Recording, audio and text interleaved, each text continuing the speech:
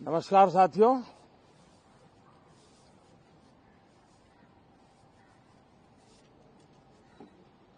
कल राष्ट्रपति जी का उद्बोधन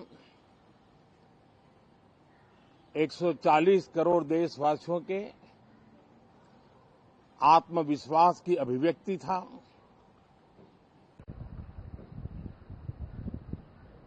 एक 140 करोड़ देशवासियों के पुरुषार्थ का लेखा जोखा था और 140 करोड़ देशवासी और उसमें भी ज्यादातर युवा उनके एस्पिरेशंस को रेखांकित करने का बहुत ही सटीक उद्बोधन सभी सांसदों के लिए कई मार्गदर्शक बातें भी कल आदरणीय राष्ट्रपति जी ने सदन में सबके सामने रखी है। सत्र के प्रारंभ में ही और 2026 के प्रारंभ में ही आदरणीय राष्ट्रपति जी ने सांसदों से जो अपेक्षाएं व्यक्त की हैं, उन्होंने बहुत ही सरल शब्दों में राष्ट्र के मुखिया के रूप में जो भावनाएं व्यक्त की हैं, मुझे पूरा विश्वास है कि सभी माननीय सांसदों ने उसको गंभीरता से लिया ही होगा और ये सत्र अपने आप में बहुत ही महत्वपूर्ण सत्र होता है। ये बजट सत्र है। 21वीं सदी का एक चौथाई हिस्सा बीत चुका है। ये दूसरे चौथाई का प्रारंभ हो रहा है और 2047 विकसित भारत के लक्ष्य को प्राप्त करने के लिए ये महत्वपूर्ण 25 वर्ष का दौर आरंभ हो रहा है और ये दूसरे क्वार्टर का, इस शताब्दी की दूसरे क्वार्टर का ये पहला बजट आ रहा है और वित्त मंत्री निर्मला जी देश की पहली वित्त मंत्री ऐसी है, महिला वित्त मंत्री ऐसी है जो लगातार 9वीं बार देश के संसद में बजट प्रस्तुत करने जा रही है। ये अपने आप में एक गौरव पल के रूप में भारत के संसदीय इतिहास में रजिस्टर हो रहा है। साथियों, ये 20 वर्ष का प्रारंभ बहुत ही पॉजिटिव नोट के साथ शुरू हुआ है। आत्मविश्वास भरा हिंदुस्तान आज विश्व के लिए आशा की किरण भी बना है, आकर्षण का केंद्र भी बना है। इस क्वार्टर के प्रारंभ में ही भारत और यूरोपियन यूनियन का फ्री ट्रेड एग्रीमेंट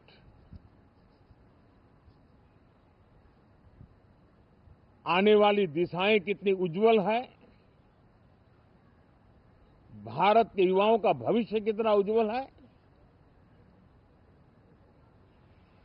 उसकी एक झलक है। ये free trade for ambitious Bharat है। ये free trade for aspirational youth है। ये फ्री ट्रेड फॉर आत्मनिर्भर भारत है और मुझे पक्का विश्वास है, खास करके जो भारत के मैन्युफैक्चरर्स हैं, वे इस अवसर को अपनी क्षमताएं बढ़ाने के लिए करेंगे। और मैं सभी प्रकार के उत्पादकों से यही कहूंगा कि जब भारत यूरोपियन यूनियन के बीच मदर ऑफ ऑल डील्स जिसको कहते हैं, वैसा समझौता हुआ है, तब मेरे देश के उद्योगकार, मेरे देश के मैन्युफैक्चरर्स अब तो बहुत बड़ा बाजार खुल गया, अब बहुत सस्ते में हमारा माल पहुंच जाएगा, इतने भाव से वो बैठे न रहे। ये एक अवसर है और इस अवसर का सबसे पहला मंत्र ये होता है कि हम क्वालिटी पर बल दें। हम अब जब बाजार खुल गया है तो उत्तम से उत्तम क्वालिटी लेकर के बाजार में जाएं, और अगर उत्तम से उत्तम क्वालिटी लेकर के जाते हैं तो हम यूरोपियन यूनियन के 27 देशों के खरीदारों के पैसे ही कमाते इतना नहीं, क्वालिटी के कारण से हम उनका दिल जीत लेते हैं और वो लंबे अरसे तक प्रभाव रहता है, उसका दशकों तक उसका प्रभाव रहता है। कंपनियों का ब्रांड देश के ब्रांड के साथ नए गौरव को प्रस्थापित कर देता है। और इसलिए 27 देशों के साथ हुआ ये समझौता हमारे देश के मछुआरे, हमारे देश के किसान, हमारे देश के युवान, सर्विस सेक्टर में जो लोग विश्व में अलग अलग जगह पे जाने के उत्सुक हैं, उनके लिए बहुत बड़े अवसर लेकर के आ रहा है। और मुझे पक्का विश्वास है, एक प्रकार से कॉन्फिडेंट, कॉम्पिटिटिव और प्रोडक्टिव भारत की दिशा में ये बहुत बड़ा कदम है। साथियों, देश का ध्यान बजट की तरफ होना बहुत स्वाभाविक है, लेकिन इस सरकार की ये पहचान रही है रिफॉर्म, परफॉर्म एंड ट्रांसफॉर्म। और अब तो हम रिफॉर्म एक्सप्रेस पर चल पड़े हैं, बहुत तेजी से चल पड़े हैं। और मैं संसद के भी सभी साथियों का आभार व्यक्त करता हूं कि इस रिफॉर्म एक्सप्रेस को गति देने में वे भी अपनी सकारात्मक शक्ति को लगा रहे हैं और उसके कारण रिफॉर्म एक्सप्रेस को भी लगातार गति मिल रही है। देश लॉन्ग टर्म पेंडिंग प्रॉब्लम्स अब उससे निकल करके लॉन्ग टर्म सॉल्यूशंस के मार्ग पर मजबूती के साथ कदम रख रहा है। और जब लॉन्ग टर्म सॉल्यूशंस होते हैं तब प्रेडिक्टेबिलिटी होती है, जो विश्व में एक भरोसा पैदा करती है।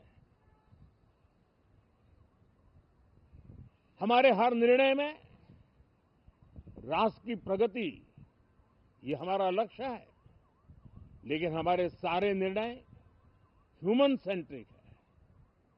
हमारी भूमिका, हमारी योजनाएं ह्यूमन सेंट्रिक है।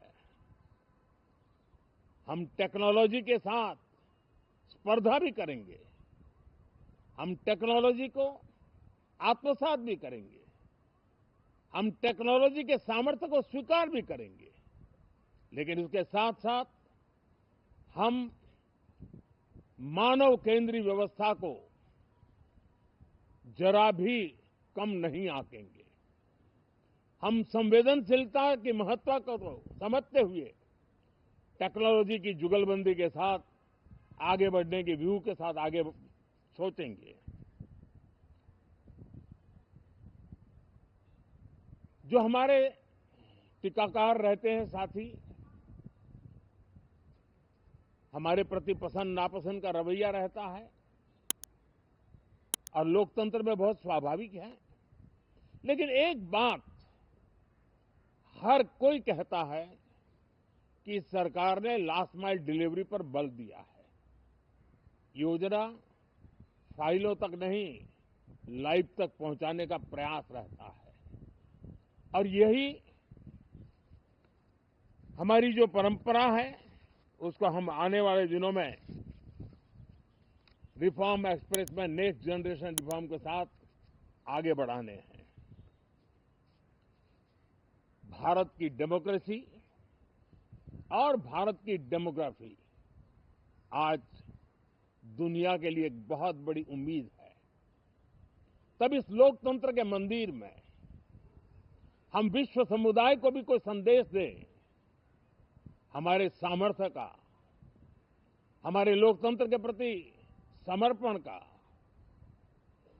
लोकतंत्र की प्रक्रिया के द्वारा हुए निर्णयों का सम्मान करने का ये अवसर है और विश्व इसको जरूर स्वागत भी करता है, स्वीकार भी करता है।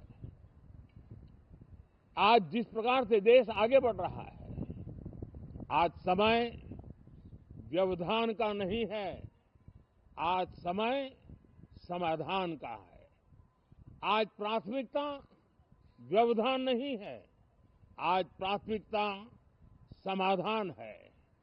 आज भूमिका व्यवधान के माध्यम से रोते बैठने की नहीं है, आज हिम्मत के साथ समाधानकारी निर्णयों का कालखंड है। मैं सभी माननीय सांसदों से आग्रह करूंगा कि वे आएं, राष्ट्र के लिए आवश्यक समाधानों के दौर को हम गति दें, निर्णयों को हम शक्ति दें और लास्ट माइल डिलीवरी में हम सफलतापूर्वक आगे बढ़ें।